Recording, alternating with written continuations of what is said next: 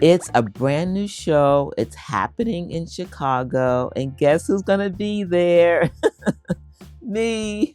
So we're going to color on fabric at this craft festival. I can't wait to do it. It's so much fun.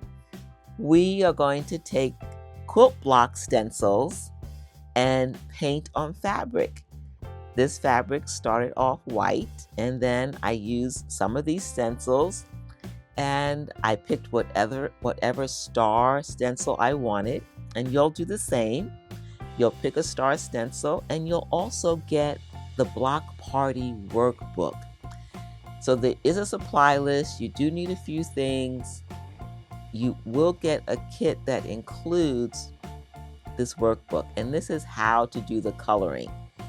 I know that many of us, when we were small, we used to color in coloring books, but we're going to do a little bit more. We're going to learn how to make a swatch of colors from our pencil kit, our Inktense pencils. We're going to learn how to do some shading so that we get very different looks with our quilt blocks, how to shade them so that they have dimension and they have interest.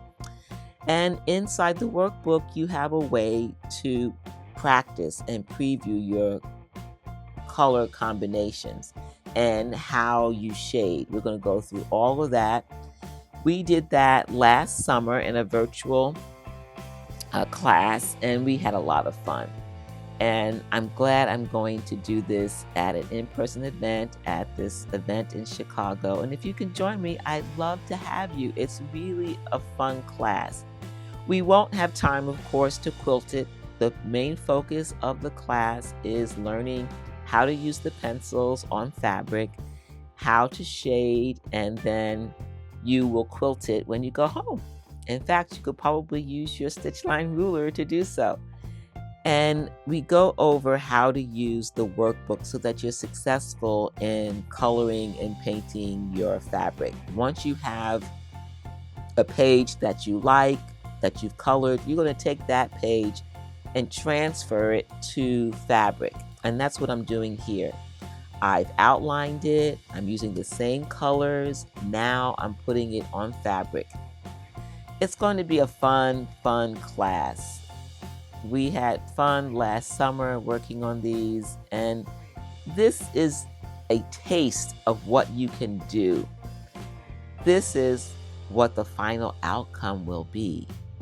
Once you paint it, you can add multiple layers of colors with this technique. You can make it very intense, and then you can stitch whatever quilting design you want. You can turn it into a piece of art that you hang in your sewing space, or you can turn it into a bag or a zippered pouch.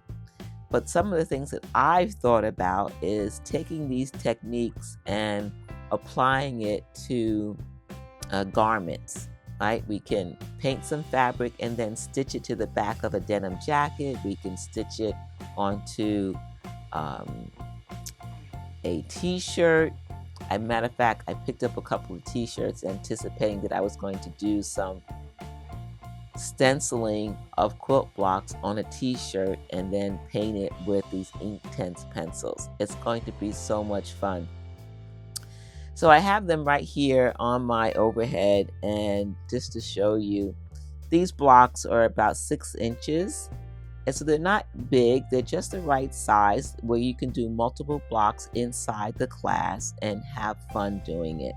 This time, I did not paint the background, but I decided on the second try to paint the background. This background was it was white. And it really adds a different look. I love it. It's such a fun way to quilt. It's almost like those barn quilts. Do you remember the barn quilts? Remember those? Those are done on wood and then they put them on the barn. This is kind of a take on that, where instead of putting it on wood, we're taking quilt blocks and we're putting it on fabric. And we're having fun with coloring, and then you can decide how you use it in a bag, on a garment, a tote bag, a zippered pouch, whatever you like.